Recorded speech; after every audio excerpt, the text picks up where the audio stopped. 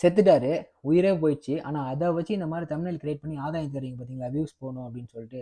But நீங்கலாம் நல்லா இருப்பீங்களான்னு கடவுளே முடிவு பண்ணாரு. ஓகே. அதுக்கான தண்டனைய அவரு குடுப்பாரு. நான் அத விட்டுறேன். சாபம் நான் வரல. ஸோ வீடியோக்குள்ள போயிடலாம். வீடியோ ஃபுல்லா கேளுங்க. உங்களுக்கு ரொம்ப ஒரு அவேர்னஸா இருக்கும். உங்க ஃப்ரெண்டுக்கும் மறக்காம இந்த வீடியோ கேட்டு ஷேர் பண்ணுங்க. ஓகேவா? சேலம சேர்ந்த மகதீர் முகமது அப்படின்ற ஒரு நண்பர் உயிரிழந்துட்டாரு. ஜிம்ல ஞாயித்துக்கிழமை ஒர்க் அவுட் பண்ணும்போது முதல்ல அவருக்கு ஆழ்ந்த இரங்கல்கள். அவர் ஜிம் பயிற்சி கூடம் வச்சு நடத்திட்டு இருக்காரு. ஓகே. எதனால இறந்துட்டாரு அப்படின்னா, ஸோ அவங்க மம்மி என்ன சொல்லியிருக்காங்க அப்படின்னா, அத நீங்களே கேளுங்க. தனது மகனுக்கு ஏற்கனவே பிரஷர் அதிகம் இருந்ததாக தெரிவித்த அவரது தாய் குல்சார் அவனிடம் அதிகம் உடற்பயிற்சி செய்ய வேண்டாம் என தெரிவித்திருந்தேன். அதீத உடற்பயிற்சியால் தனது மகன் மாரடைப்பில் இறந்து விட்டதாக கண்ணீர் மல்க தெரிவித்தார். ஓகே. அவங்களுக்கு என்னன்னா அதிக பிளட் பிரஷர் இருக்கு அப்படின்னு. ஆக்சுவலா பிளட் பிரஷர்னால யாருமே சாவறது கிடையாதுங்க. நீனா டாக்டரான்னு கேட்கலாம். உண்மையாவே லைக் ஒரு ட்ரெய்னருமே ஒரு ஆஃப் த வே டாக்டர் தான். ஏன்னா நாங்க படிக்கிறதுமே சயின்ஸ் தான். ஏன்னா நானும் I am as a certified trainer நான் இத சொல்றேன். ஓகே. லைக் பிளட் பிரஷர் இருக்குதுன்னா, வொர்க் அவுட் ரெகுலர்லி. நீங்க இப்ப இந்த இதுல போட்டிருக்க பாயிண்ட்லாம் பார்த்தீங்கன்னா, வொர்க் அவுட் ரெகுலர்லின்னு தான் போட்டிருக்குமே தவிர, வொர்க் அவுட் பண்ணாதீங்கன்னுலாம் போட்டிருக்காது. ஓகே. நீங்க நெறைய பேருக்கு பயம். ஐயோ! ஜிம்முக்கு போனா ஹார்ட் அட்டாக் வந்து செத்துருவோமா? ஜிம்முக்கு போனா இதாயிடுமா? அதாயிடுமா? லைக் அதே இதுல பாருங்க அந்த போஸ்ட்ல என்ன போட்டிருக்கு? நீங்க குடிக்கிறத நிறுத்தணும்னு போட்டிருக்கு. மேபி அவர் குடிக்கிற பழக்கம் இல்லாம கூட இருக்கலாம். 2வது நல்லா தூங்கணும்னு போட்டிருக்கு. அவர் நைட் ஒழுங்கா தூங்குனாரான்னு தெரியல. அவர் எந்த ஸ்ட்ரெஸ்ல போனாருன்னு தெரியல அந்த இடத்துல.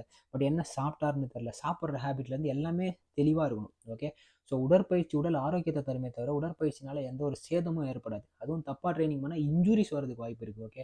ஓவர் வெயிட் போட்டோன்னா மசில் டேர் ஆவறதுக்கு வாய்ப்பு இருக்கு. தப்பான லிஃப்ட் பண்ணனா ஜாயிண்ட் பெயின் வரதுக்கு வாய்ப்பு இருக்கு.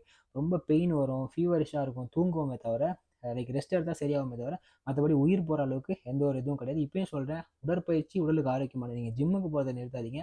2வது வந்து இந்த பாடி பில்டர்ஸ் பண்ணுற தப்பு. இப்போ லாஸ்ட்டாக வந்து ஒரு போன வருஷம் வந்து நம்ம ஆவடியை சேர்ந்த ஒரு நண்பர் ஒருத்தர் இழந்தோம். ஒரு சின்ன வயசில் அவர் லைக் அவர் வந்து தப்பான மெடிசன் எடுத்துட்டார். ஓகே. மெடிசன் யூஸ் பண்ணுறதை நிறுத்துங்க. மேக்ஸிமம் நேச்சுரலாக போகிறதுக்கு ட்ரை பண்ணுங்கள். ஓகேவா?